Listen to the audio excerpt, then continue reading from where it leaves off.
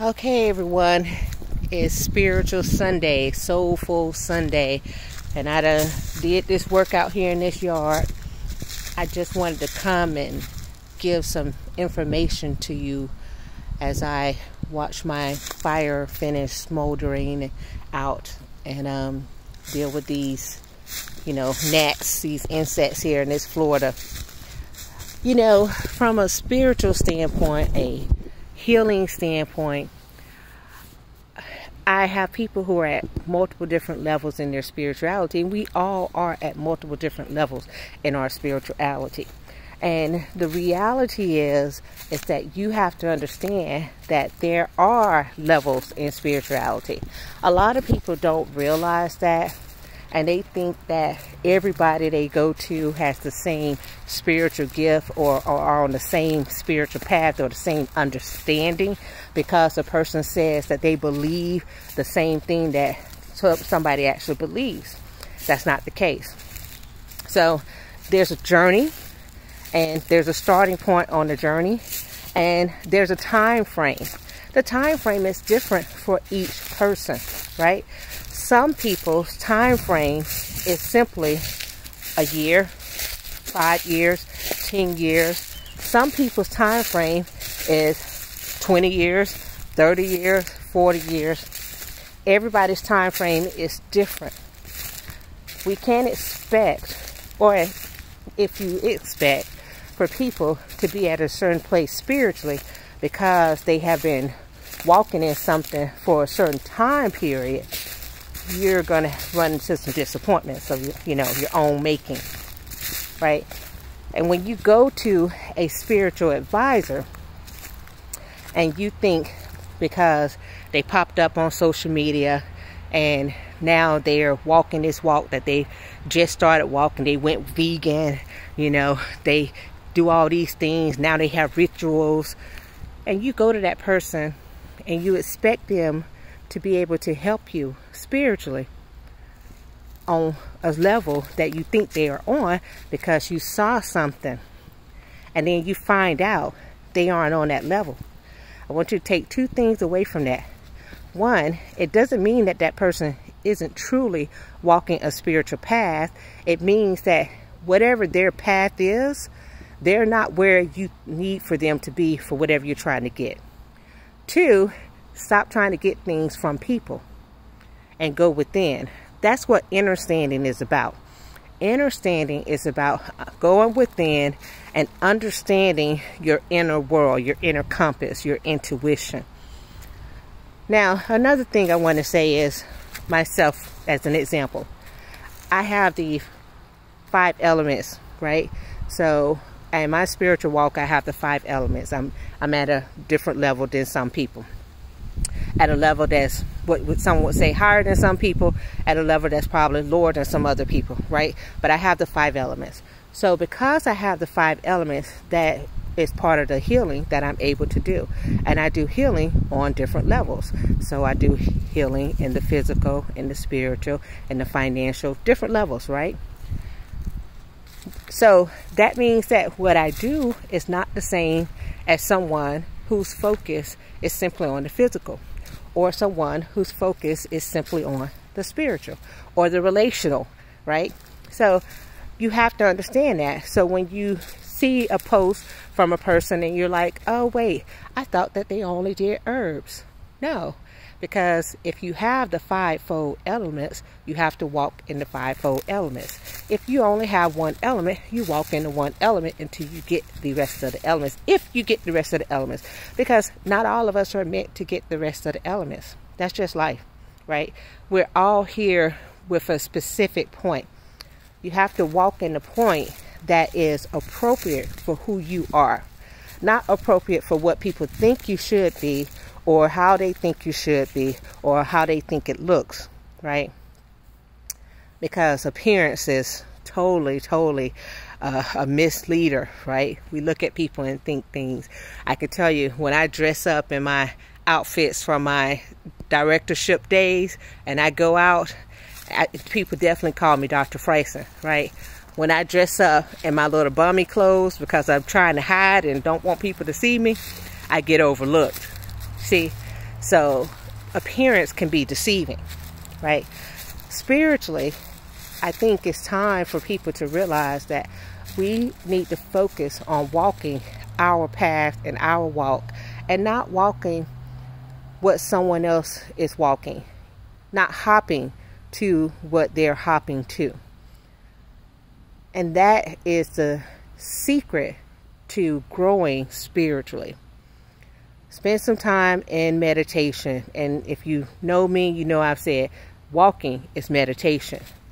You can meditate in silence. You can meditate in movement. You can meditate by floating in the water, in the ocean, or in a pool. There's a lot of ways to meditate. But at those times, those moments of silence, of reflection, you can understand where your gifts resonate. So someone says something and you might think it's cool.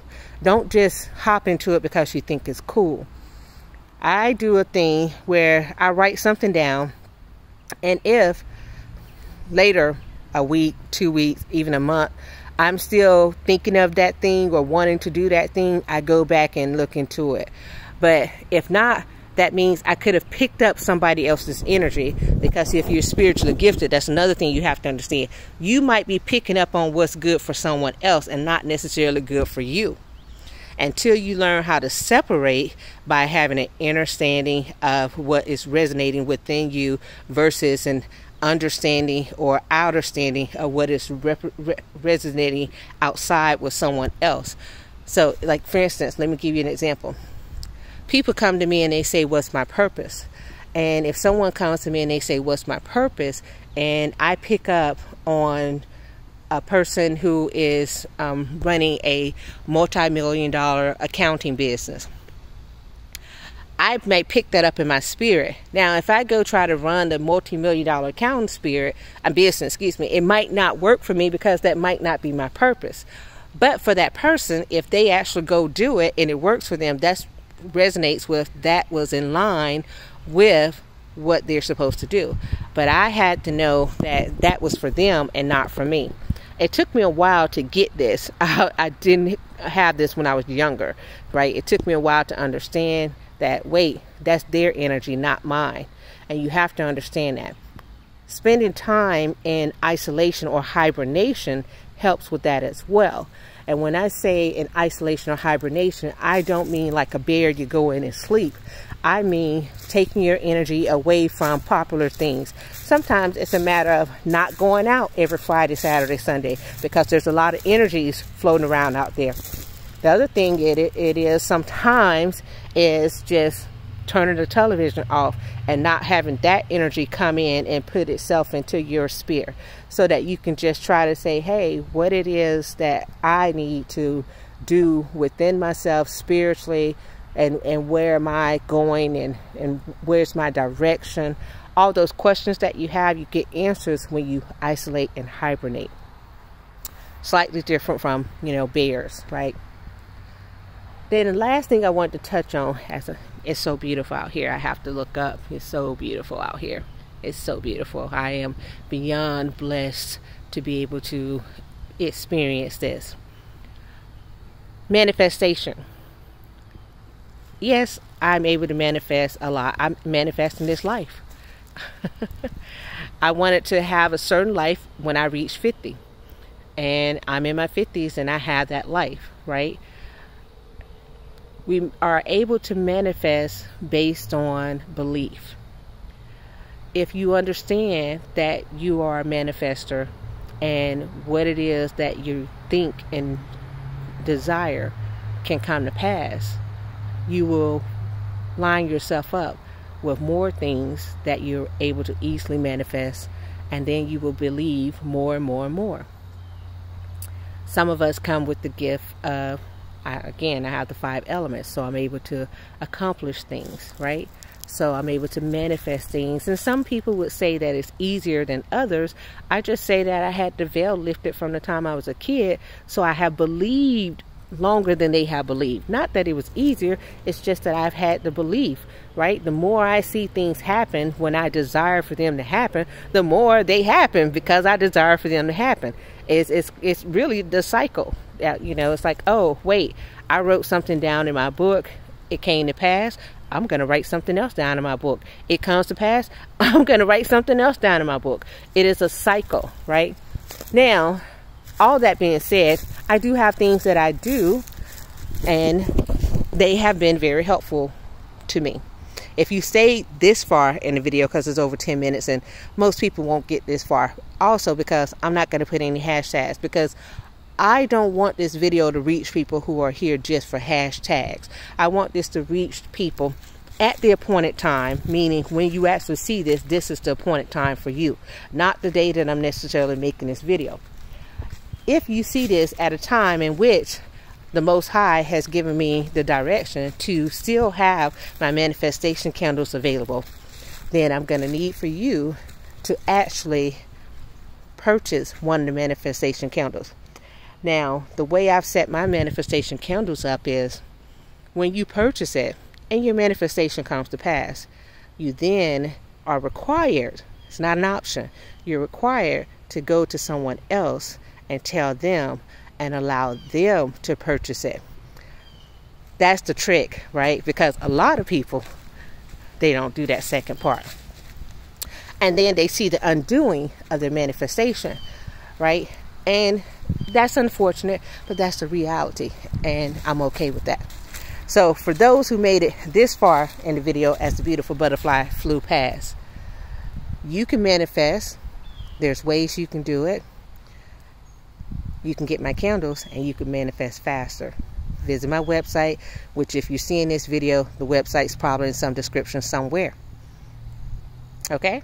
So that's it for this spiritual, soulful Sunday. Beautiful day indeed. Blessing to be here. Sending blessings to those of you who have made it this far into the video. All right? Be well.